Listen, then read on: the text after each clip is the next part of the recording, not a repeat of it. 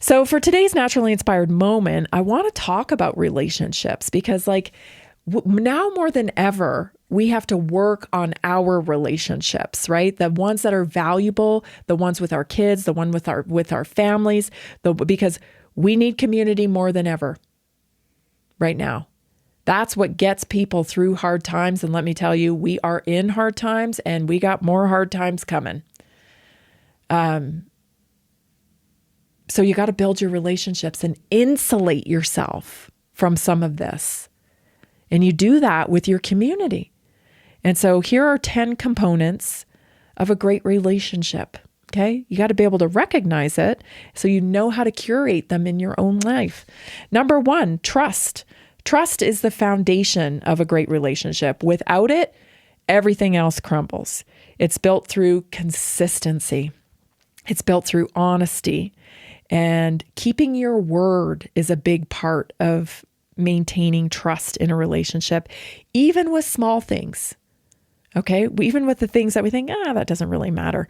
Things like, I'm going to do the dishes and then you don't do the dishes. That erodes at your trust over time.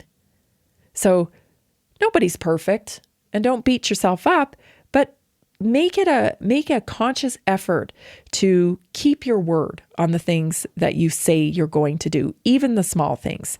So keep a promise today, no matter how small that promise is, right? It builds over time. It does 2 things. You build trust with the person, but you also build self-respect within yourself because it feels good to keep your word. Doesn't feel good when you have to break your word. Number 2, communication. Healthy communication means listening to understand, not to defend yourself, but to understand. So you know it. We do it all the time, right? Sometimes you're talking to somebody and they're not actually hearing you, but they're thinking about what they're going to say next. We're all guilty of that at times, I think. So healthy communication means you're listening to understand, not to defend or think about what you're going to say next.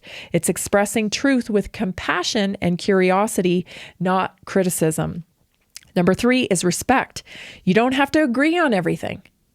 We do not have to agree on everything, but you must honor one another's humanity. Respect allows love to breathe. A lot of people say, all you need is love.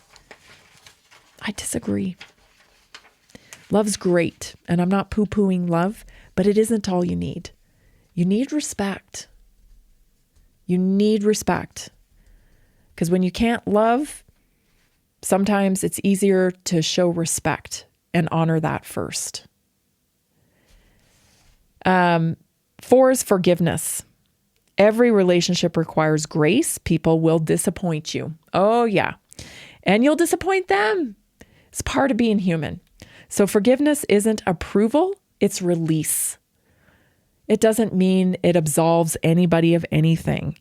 It just means, I'm not going to carry that around anymore. I'm going to say, yep, that was part of life. That happened. And I'm not going to carry it around anymore. I'm going to set it down for myself and for the sake of a better relationship.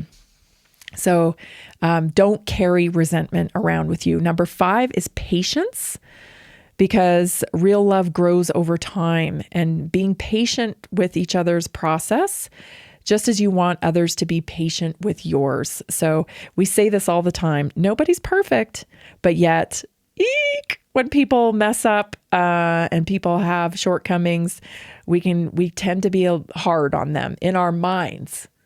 Not necessarily do we express that, but we think it, and we're harder on people than we should be, even though we know nobody's perfect.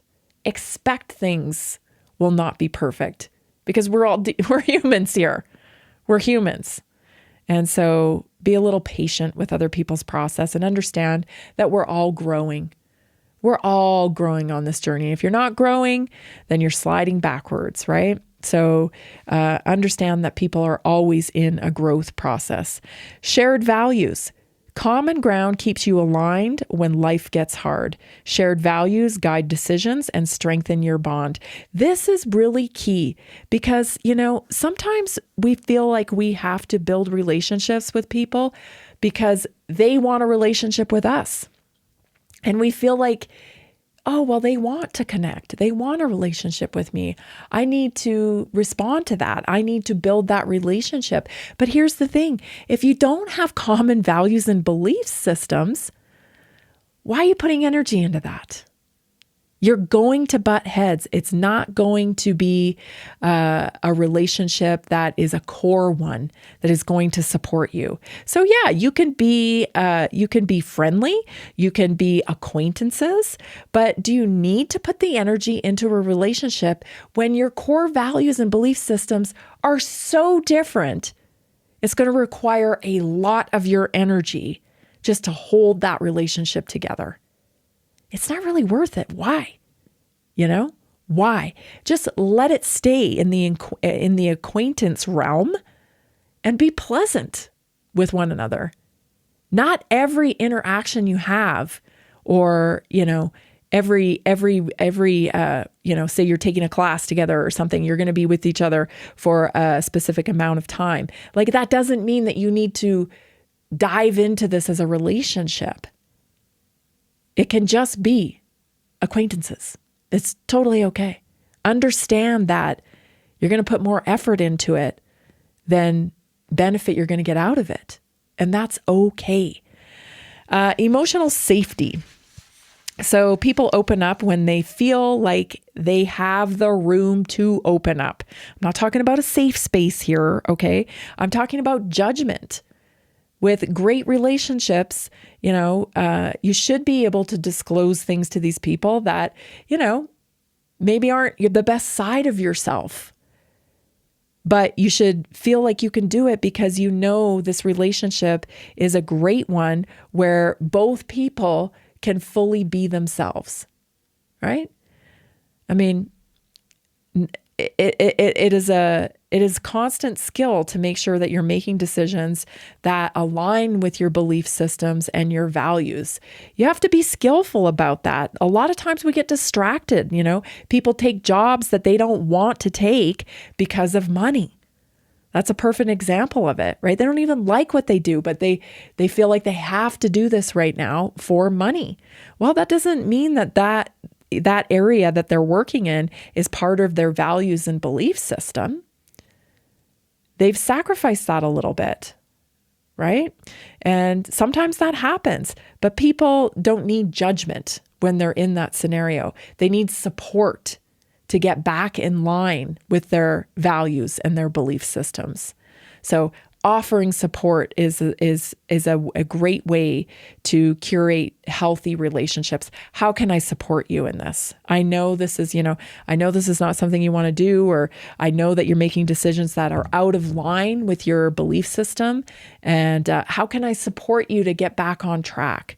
Those are good relationships, right?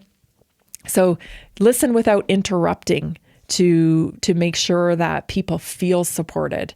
Because most people, when they're doing stuff that they know is not aligned, they already feel bad about it. They already feel bad about it. They need a little bit of your attention without interrupting, and they need to feel like they're not going to be judged, so they can't talk about it. They got to talk about it in order to get back on track. So that's a sign of a healthy relationship, is when you can do that. Growth, stagnant relationships fade. Healthy ones evolve. Encourage each other to pursue purpose, health, and self-improvement. Sometimes we don't like it when other people grow past us, if they're trying to improve their health or lose weight or, hit a marker with their health. Sometimes we can make it about us because we aren't living aligned with our values and our belief system truly. And so take yourself out of it. When somebody else is trying to do something, it's not about you. So don't let that impede on you. Number 9 is gratitude. Focus on what's right creates connection. Focusing on what's wrong creates distance. And don't forget about fun. That's number 10. Stay tuned, everybody. We'll be right back.